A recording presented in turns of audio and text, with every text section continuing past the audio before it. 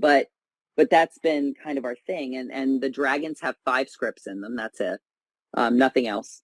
Um, and they fly, they breathe fire, and you can actually turn their fire off, and they can be stationary if you want them to. Mm-hmm. They don't make any sound, and they're only 3 prims each. That sounds like the best breedable ever. Butterflies are 2 land impact each. So Well, I mean, as soon as you mentioned the butterflies, I was like, I need some butterflies and some dragonflies for some of my builds. So, we might have to stick some out there for sure. I have a friend, I do a lot on the Second Life forums, who had a breedable from, I don't know, some very, very old breedable person that is not around anymore. And when he talks about this breedable, because it like literally starved to death, which I know it's just a computer, right? Like, I know it's just a thing, but like, man, such a sad story of like this thing starving to death because you can't get its food anymore, and like all this stuff. And yours, that will never happen. Your breedable will never die. I made this commitment that when you buy a breedable from me, it's yours. Now we do have something, a lot of breedables have this functionality, like to send it off to heaven or its destiny. We call it going to your afterlife. And your breedable pet is yours in perpetuum until you send it to its afterlife. And then it asks you, are you sure you want to do this? And you consent to giving it up. But I give you points on the back end. I give you afterlife points that you can spend in the vendors to get LEs, potions, empty nests. That's the other thing. We don't have the pets. You have to breed them manually. Yeah. So you have to buy empty nests from me. You can get those with afterlife points. And that was a big thing with the afterlife. I was like, okay, but if they choose to delete, they have to get a reward for that. They have to get something for it. It has to be transactional. Yeah, you want to honor the payment that they made for the original purchase. Yes. And it's not a lot, because I only give you, I give you 10 points for some animals. I give you more points for other animals. Like a horse gets 10, but a unicorn gets 15. Right. Because you're breeding through generations to get those unicorns and those Pegasus and those alicorns out the top. And I want to reward you for breeding through those higher generations and giving you more points. Right. Can you just go buy a unicorn at the market and afterlife it? Absolutely.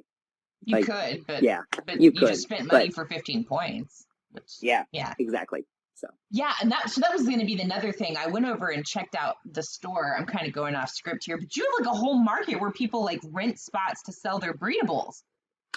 I do, and it got full fast. Yeah, we used to be wait list. I have a wait list. It has 1 person on it right now. It's not much of a wait list, but we were on 1/8 of a sim, and I released rooks, and I had rooks in a skybox. So you had to like land and then go through a portal and go up to where the rook vendors were. And I thought that was too much. I decided that wasn't okay. Everything needed to be on the ground, needed to be accessible. So I got with my landlord and I said, I need a 4th sim. And he was like, I got you.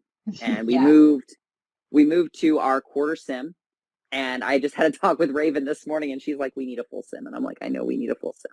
What a good problem to have. I mean, it's a good problem to have, but we're like fighting ourselves. Like, do we really want it, or do we want to have that be? Because I will never raise prices. Every pet that you get from FoxTrot Breedables is 50 linden. Like, that's the minimum price for pets. Yeah. Like, a nest, and 1 single empty nest is 50 linden. And when you hatch a nest, like you bring the baby out, you have a chance to get twins. So sometimes that price gets halved. Cool. Occasionally the system will give you twins. But I will never raise prices. I don't want to raise prices. And so I'm reticent to get a whole sim because I don't want to raise prices on people. Right. And I won't do it. I just won't. I'd rather bring out more pets. Right. Than charge people more.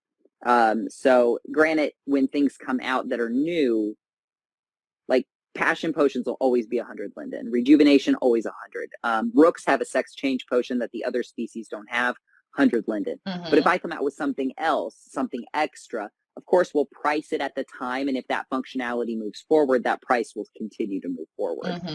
But we won't go back and like raise prices on starter kits. Like, that's not going to happen. Smart. And that's good too, because now your players also know, like, they can count on you to, you know what I mean? Like, there's a certain amount of trust that you build with your player base because they know that you're not going to come and raise prices on them. Yeah, and I've been kind of looking at how we market ourselves, and I put something into the Discord group this morning, and I put it on our main sim on a board. I haven't had any feedback on it yet, but it says throw out everything you know about breedables, because Right. a lot of people come in going, well, this guy's dad, and I'm like, well, it has nothing to do with his dad. It has to do with him. So Right. you got to throw out what you know.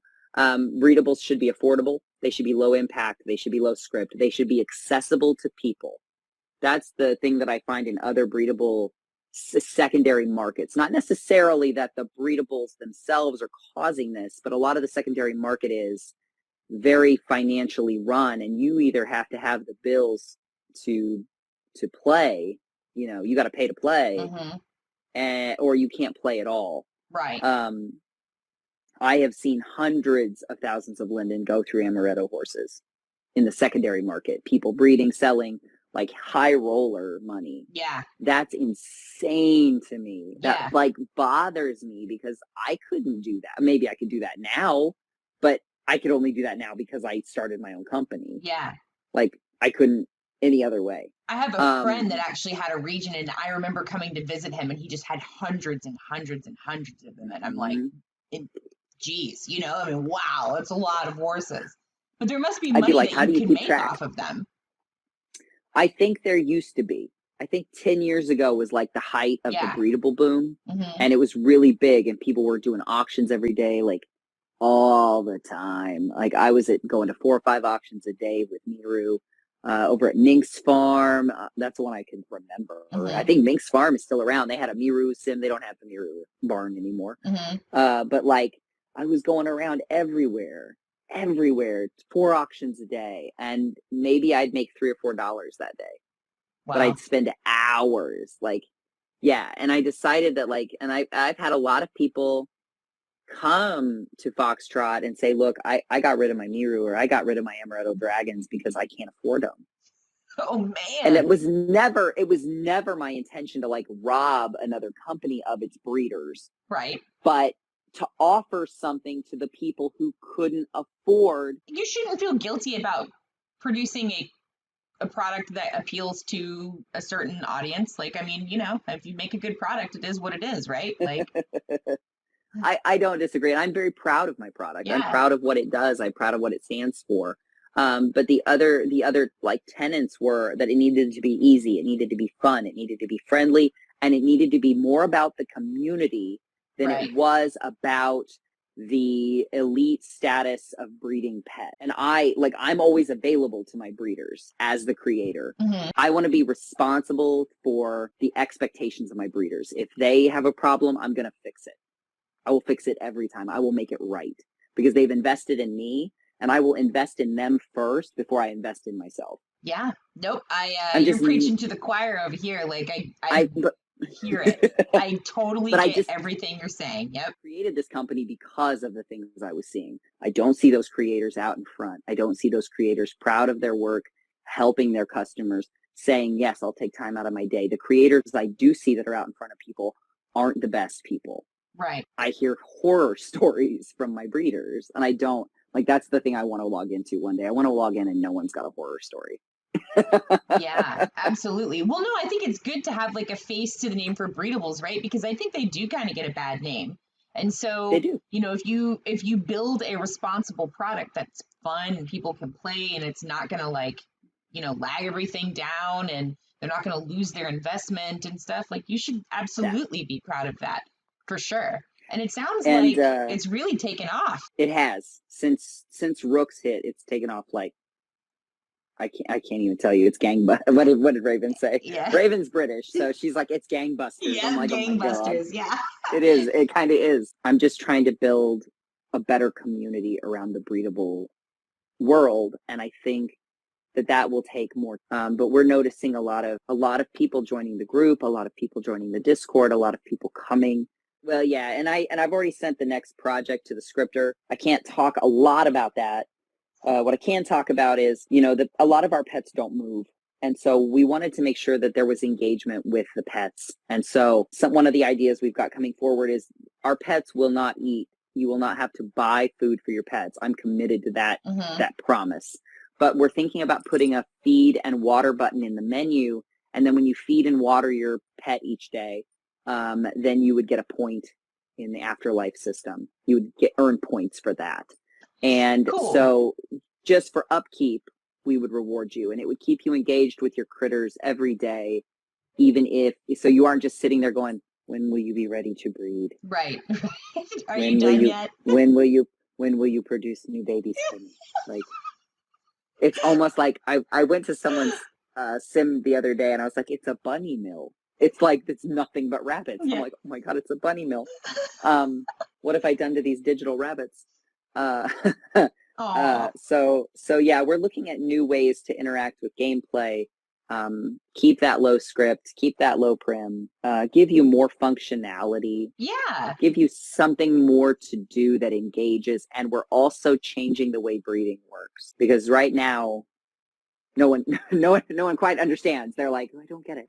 The system basically looks at mom and dad and says, am I like my parents, or am I special? And the question of am I special is an LE drop. Are we in the LE drop window? And right now we've got two drops going at the same time. So it'll say, am I special? And if it says yes, it'll say, am I Valentine's or am I Chinese New Year? Yeah. And then it'll say, you're one or the other, and it'll pop a baby. But if it says, am I like mom and dad, and says yes, it'll say, is my coat like mom or like dad? And it'll say mom. And is my size like mom or dad, or something random, and it'll pick. Cool. And sometimes the code is random. Sometimes the things are random. Now we're going to go to a system where, advanced genetics, like going back the tree, looking at the grandparents to see where things came down the line. Like, we're coding that now. That's cool. That will be in future releases. We can't kind of go back and like add stuff that's like, ferrets won't get sex change potions as much as people want them. Right. But they're rooks forward. But going forward, the next thing will have a sex change potion because we've programmed it in there. And then we're going to do genetic calculus, and it becomes a better breedable every time we go forward. I love it. I love the constant evolution of the product, always trying to make it better, always trying to make it more fun. But we never take away from what's already there. Yeah. Yep. Ferrets were in April. Horses, bunnies, ferrets, chickens, all in April of last year. We are still adding codes to the database for those breeders. They are still getting new stuff constantly. Cool. So even if you're buying an older product, there's still new things happening with it for sure. Yeah. You get LE drops just like the rooks. Like, there's a Valentine's ferret. There's a Valentine's chicken. There's a Chinese New Year ferret. It looks like a little blue tiger. Like, you're going to get the same quality stuff that the brand new stuff is. I'm not just going to forget that ferrets exist because I have dragons that are popular. Like, it's like my kids. It's like my kids. Like, I'm not going to ignore my teenager because my 8-year-old has a birthday. Right. Like, I'm not going to do that. Man, okay, cool. This is really exciting. So we know that, so what would you say, like, the first goal in your head where you're like, this is the first, like, milestone that I want to achieve? What is that goal, and have you achieved it yet? The first milestone I wanted to achieve was to release funny ferrets so they weren't broken. Good one. That's a good milestone for sure. I wanted the hover text to be able to turn off and on like it was supposed to. I wanted them to breed. I wanted to be able to add new coats. I wanted to be able to make sure that they function in the way that I wanted them to function, and they weren't breaking, and they weren't taking forever to populate on the grid. Like a Miru takes like a minute, but then bam, it's there.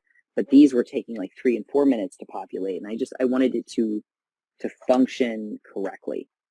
And when it did, when I saw that, and that ferrets and chickens happened at the same time, we fixed both at the same time, and I was just, the relief that it works, and we can do this, and that it'll happen, and it's great.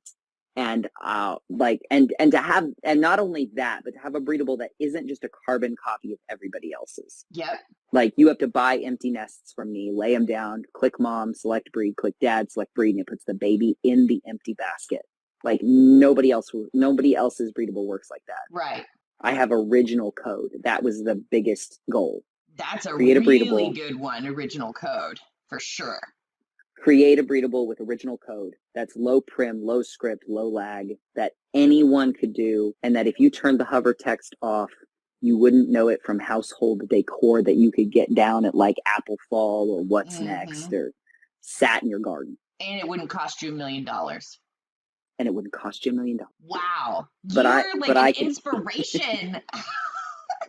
Like, I don't know about that. I just know that I didn't want to be hurt by breedables emotionally anymore. And that was not something that I think the companies were doing maliciously. I think I was breeding and I was not fulfilled.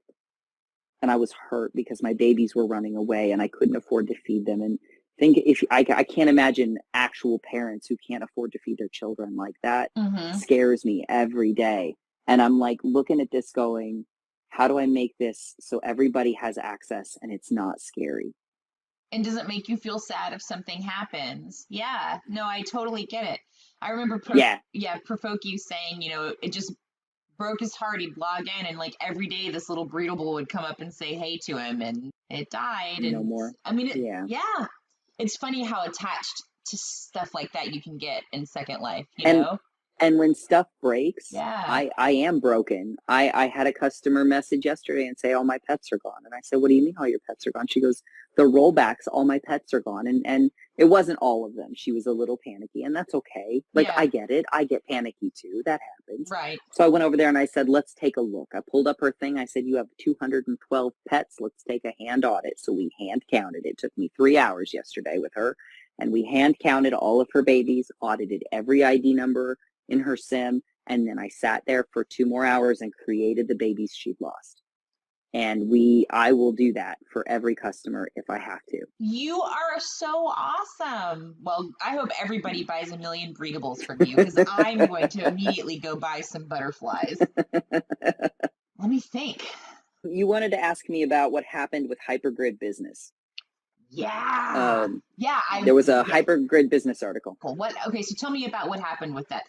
Specifically, what I'm curious about is that was like a really personal letter, right? Like the way that you addressed the problem. Yeah. So I got a ticket early in the morning.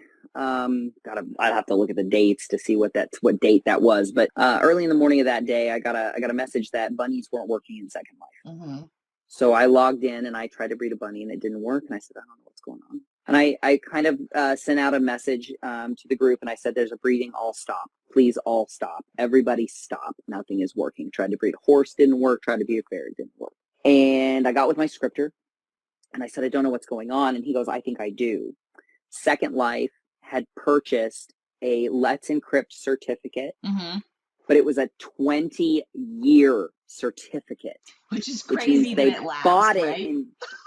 They bought it in 2001, and when the certificate expired, there were no encryption services, so data wasn't getting through. Wow. And once we discovered that was the case, we'd been about 4 or 5 hours trying to figure out, if Second Life was going to fix it, and they kept saying they were, and there was a pending status, and I kept refreshing the page, and I was like, finally, I turned around in my seat, and I looked at my husband, and I said, it's just Let's Encrypt.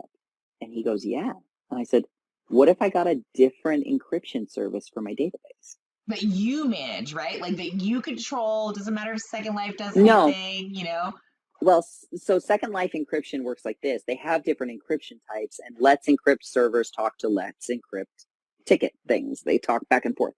And so I said, what if I use a different encryption that's not Let's Encrypt? And my scripter said it's worth a go. And so I went in, logged into our network. I logged into DreamHost, and I said, oh, here's one. It's not Let's Encrypt. It's $15. And my husband goes, it's $15 for an experiment. Yep. Second Life will fix it.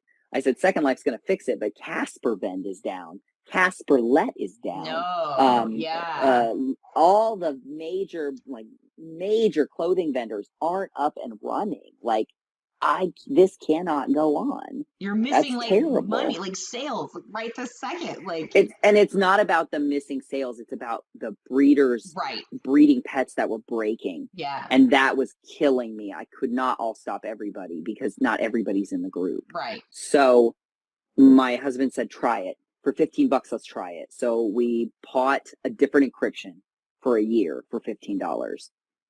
And I did it. I told the scripter, he's like, is it live? I said, I think it's live. It's there. I did it. I transferred it to the domain. He goes, I just bred a horse. And I went over and I bred a ferret. And I said, all clear. We're good. We're up and running. Second Life was still working on the encryption 20 hours later when they finally gave a fix, for 20 hours after they gave a fix. Wow. And your FoxTrot was good. Your people were just breeding. Yes, and at the time we were in Open Simulator. That's before the Open Simulator crash happened. And they saw no broken impact because Open Simulator doesn't use Let's Encrypt at all. So me using they use Let's Encrypt, but they don't use those old 20-year certificates. Right. I said, man, if I had to remember that my driver's license expired 20 years from now, I don't think I could set an alarm with any sort of accuracy to remind myself. No. Like, I did get a new phone before 20 years was up. They probably didn't even know if they'd still be here 20 years from now, Like, yeah. That is a good point. Yeah. You have been seriously like a huge monster inspiration for me today. And I'm really, really super thankful that you agreed to talk with me like in depth, like really in depth about your business and the hard parts of running a business and things like that. So seriously, thank you so much. This was